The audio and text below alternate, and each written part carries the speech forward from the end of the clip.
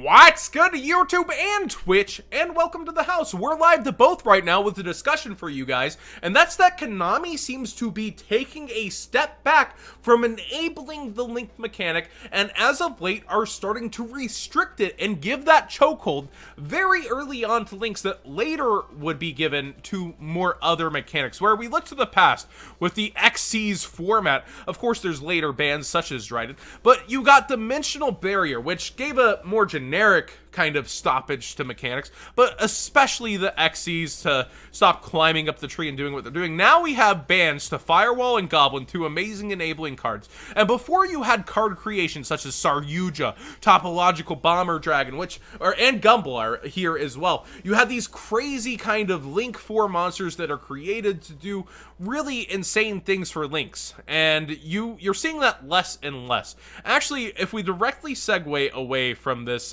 real quick into our discussion layout over this away, we actually have an answer to the U-Link now. We got Astro Nightmare Idley, and if you haven't read her, she's able to take down a U-Link as long as there's 8 or more Link ratings on the field. That's between cards that go in a U-Link that would be stopping you from accessing your extra monster zone. Now, Idley is really cool. She makes sure she can summon herself, she can get out other ways, and she takes down Link boards. And it looks like that's kind of a check and balance. A 3 of that we've gotten. There's also a Dark. If it's indexed with a Lure, it can be cast away if it's not useful to you in a duel. So you might see it actually check and balance a meta that would be trying to set up negates. And she even actually protects herself from being destroyed once negated, as level 9 monsters you control can't be destroyed by card effects. So she gives all this amazing stuff to herself, specifically designated for the Link mechanic. And if you were to go back in time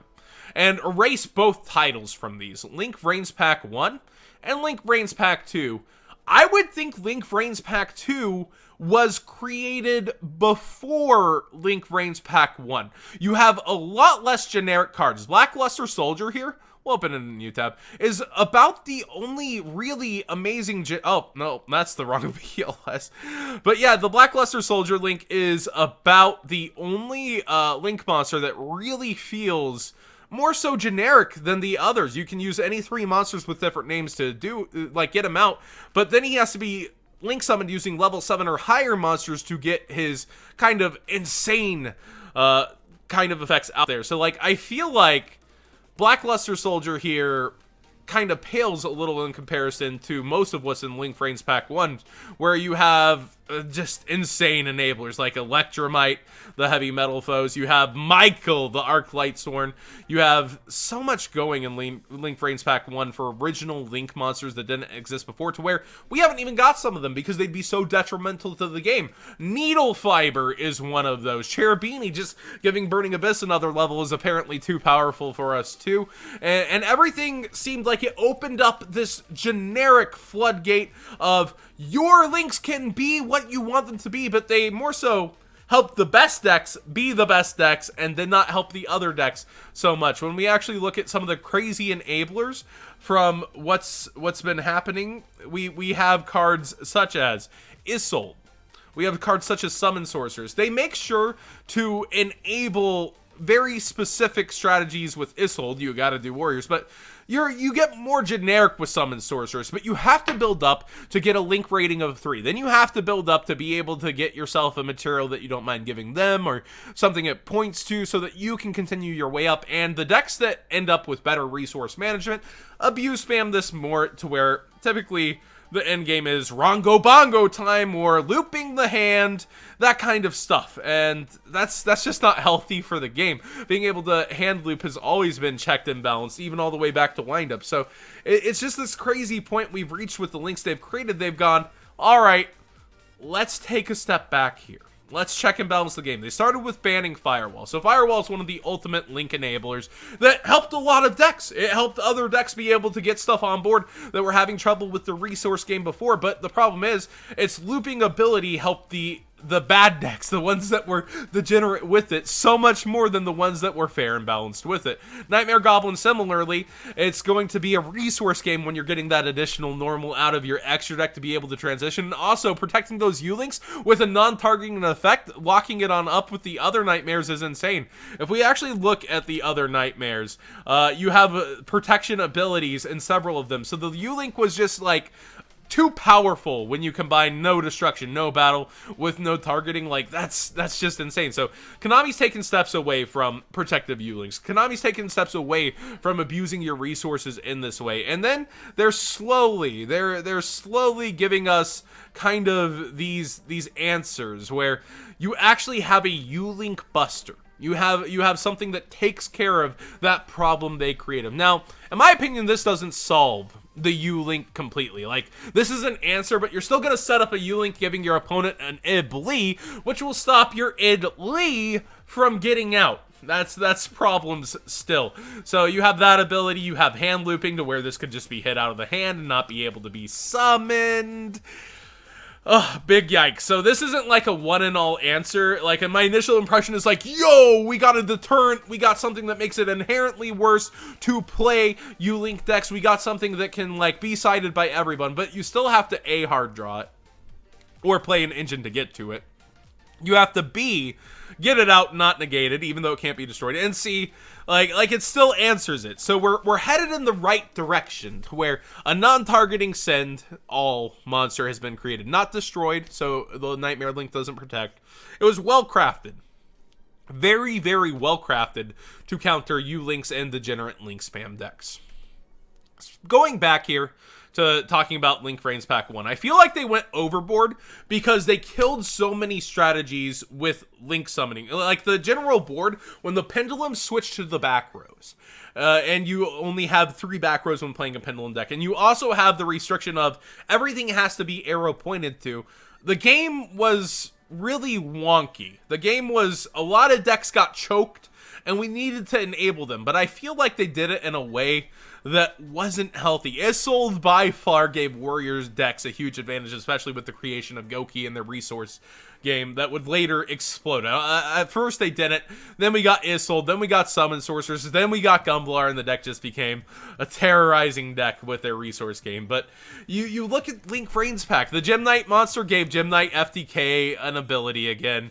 You look at Heavy Metal Foes Electromite, Pendulum FTK, like, since the incarnation of Vrains Packs and Links in general, we've hit 5 or 6 competitive FTKs now that have topped regionals or better.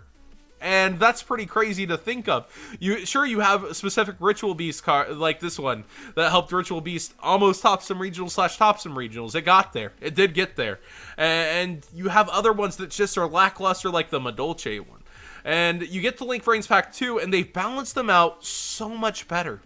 So much better. They've actually looked and made them specifically help the decks they're designated to be made by, except for a couple of more generic ones. And you get to this point where you're staring at it and you're like, this is more balanced. Yeah, the 6 Samurai one's kind of crazy. There's some nuts mixed in with your berries, so to speak. But overall, I feel like they did a way better job crafting Link Vrains Pack 2 when you think about it. And this is how it should have been at first. But I think they hit the panic button and they're like, yo, Link summoning needs to work. There was a saying back in the day, actually, if we go back here, and that's that they wanted X-Seeds to succeed. And eventually you've got to cut back on your future mechanic. Eventually you've got to create a check and balance to your future mechanic. But I feel like they're doing it so much sooner than later with Links. They're really making sure they get out there and take care of it. This mechanic has enabled more degeneracy than any other mechanic. And I've got to give props to Konami. They've recognized that. They've taken care of it, be it on ban list or by card creation. And they're working on it continuously. Sky Strikers is one of the best decks. It breaks the Link mechanic already. Actually, very similar to Zodiac. Does Sky Striker actually break the Link mechanic? You're able to tag out and pop into Links. Kind of like, and then just go from Link to Link, like, it feels very Zodiac-ish. Maybe Sky Strikers were the next Zodiac. But it breaks the mechanic already. And every mechanic you make is made to be broken. It's made to have a way to cheat it and get to the next level of it. And we've done it so early here that I'm wondering, where do we actually go from here? And it seems checks and balances are the next step before we hit the next level, so that we actually have something to look forward to and take it with. Oh, Firewall did nothing wrong. I've heard that enough. Firewall did everything wrong. Anytime there's something in the game that creates loops, my brother. Anytime loops are created, they get eaten by the community, and they tend to pop off. And Firewall was a degenerate loop-creating monster. It did something very wrong.